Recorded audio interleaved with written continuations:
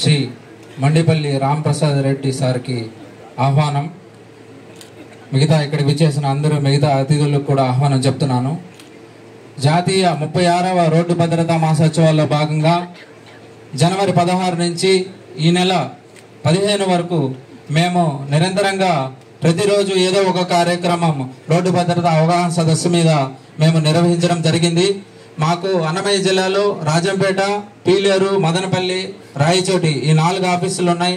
4 ఆఫీసుల్లోనూ మేము డ్రైవర్లకు కానీ లేదా మన కళాశాల స్టూడెంట్స్కి కానీ మిగతా యూనియన్స్కి కానీ అన్ని వర్గాలకి మేము ప్రతిరోజు ఏదో ఒక కార్యక్రమం నిర్వహించాము.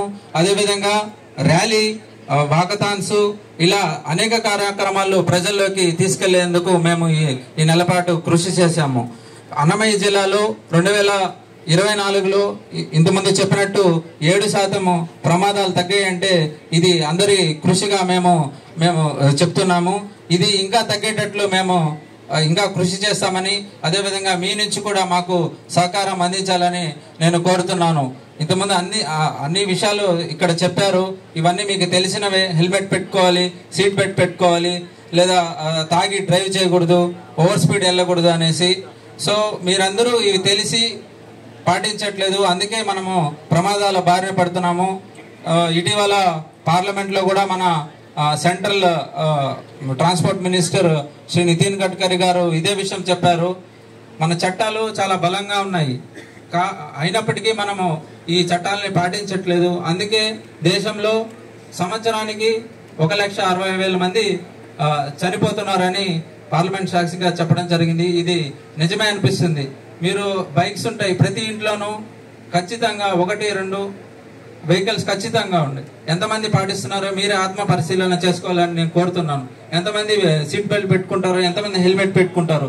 ఇక్కడ విచ్చేసిన స్టూడెంట్స్కి, అదేవిధంగా పెద్దలు ఉన్నారు, తల్లిదండ్రులు, మీరందరూ ఈరోజు వెళ్ళి మీ ఇంట్లో ఉన్న ఎవరైతే వెహికల్ వాడతారో వాళ్ళందరికీ మీరు కూడా వెళ్ళి చెప్పాలి, మీ ప్రాణం ఎంతో విలువైనది.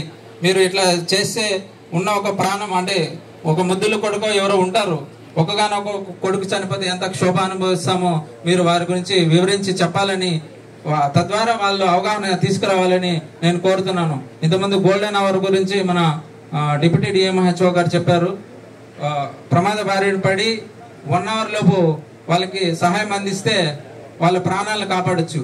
మనకి సెంట్రల్ గవర్నమెంట్ డేటా ఏం చెప్తుందంటే 50% మరణాలు తగ్గించవచ్చు అంట. 1 అవర్ లోపు మీరు హెల్ప్ చేస్తే ఎవరికైనా 50% మరణాలు మనం తగ్గించవచ్చు అని చెప్తుంది.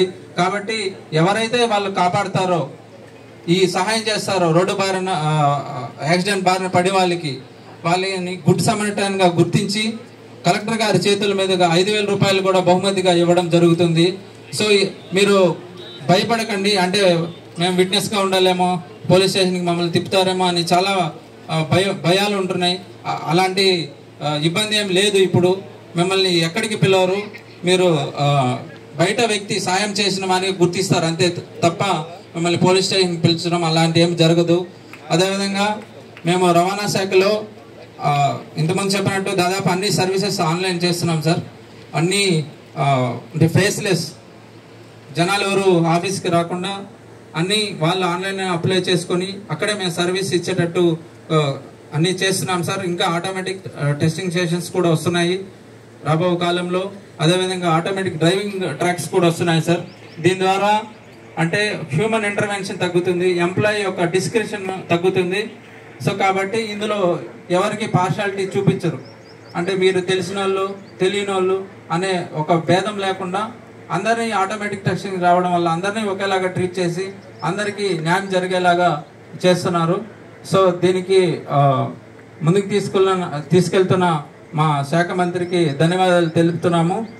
సో ఇంతతో నేను ముగిస్తాను. Thank you.